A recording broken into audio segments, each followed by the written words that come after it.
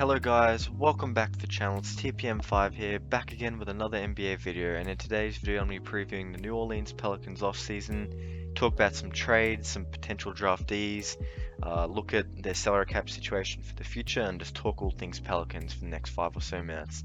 Without further ado, let's get started. The season opened up with a 4-2 record for the New Orleans Pelicans through the first 6 games. However, they slumped after that mark. They slumped to a 5-game losing streak, and for the rest of the year it was catch up, and they weren't able to do that successfully.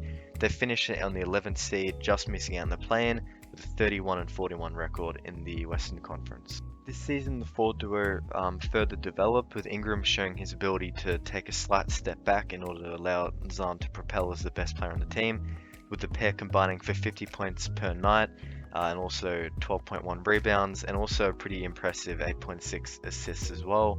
So they're a very good forward duo in the future, and they are going to be the key part to the Pelicans' future. But before I continue with the video, just a quick reminder to subscribe to the channel because I make NBA content 2 or 3 times a week normally. But during this, towards the end of the season, I've been making daily previews, with the next one being about the Oklahoma City Thunder. But now I'm going to put the salary cap table for the Pelicans up, and let's talk through it. So James Johnson comes off the books with his $16 million deal. Lonzo Ball finishes his rookie scale deal and enters restricted free agency. Josh Hart does the same thing as well. They have a lot of rookies on team options there, a lot of young players like Zion Williamson, Jackson Hayes, Nickeil Alexander-Walker, and also Wenyen Gabriel. Now, particularly with Zion, I think that it's important for these guys to build a team that can win. Obviously, you would want to do that anyway with the kind of players you have on the roster. But you want to build a team that can win and, give Zion a reason to stay long term. And I think that they could have done better with Anthony Davis, but obviously the nature of being a small market, we just don't want to repeat of what happened last time. So while he's only making on average probably over the next, 11 million or so over the next 3 years, including the last past season. So basically, while he's making, he's grossly underpaid. While he's very underpaid, try and build a team around him that makes him want to stay. And they have a lot of flexibility. As heading into the 2024 season, they'll only have 41 million tied up. Obviously, that will be the year they're going to have to pay Zion. But even then, they're going to have a lot of free money in the future. They're not tied to too many bad deals. Now, they're trying to shop Steven Adams and Eric Bledsoe. Now, the Steven Adams situation never really made sense to me, and if we have Pelicans fans watching, feel free to comment and tell me if I'm right or wrong or whatever. But it never really made sense, as they kind of got him for very cheap and almost, we have cap, so we're going to take him, and then they signed him to an extension before the season or very early, and then he averaged 7 points and 9 rebounds, and very in a role which is, to expect him to be playing a bit more, granted the type of player he is, but it just hasn't been that way. And I think that he's someone that probably needs to be moved. But besides that, this team is really just young talent, and then those two veterans being Bledsoe and Steven Adams.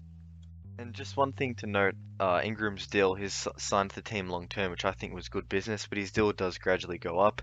And I think that it shouldn't matter. I think that his production is probably now good enough, especially when he has to share with Zion. But that's also worth watching as well, because in the last year of his deal, he makes around 36 million. Now let's get into some trade talk and trade rumors. So one thing that I've noticed in the last few days, and I doubt that they'll actually get him, but it's still worth mentioning. All-star guard Kyle Lowry has obviously, it looks kind of likely that he'll be leaving Toronto in a sign and trade. And there has been rising buzz from the Pelicans camp and just sources around them that could be something they're interested in doing. And at the end of season news conference in May, Vice President of Basketball Operations David Griffin, the former GM of the Cavs, I believe, said that his team needed upgrading in basketball IQ, toughness, and outside shooting, and I think that Kyle Lowry does tickle the boxes in the required regions that he said they needed to improve in. So it's worth watching, and they do have some young players that they could send to Toronto, and they also have Eric Bledsoe, who can match a fair bit of the salary if that is needed.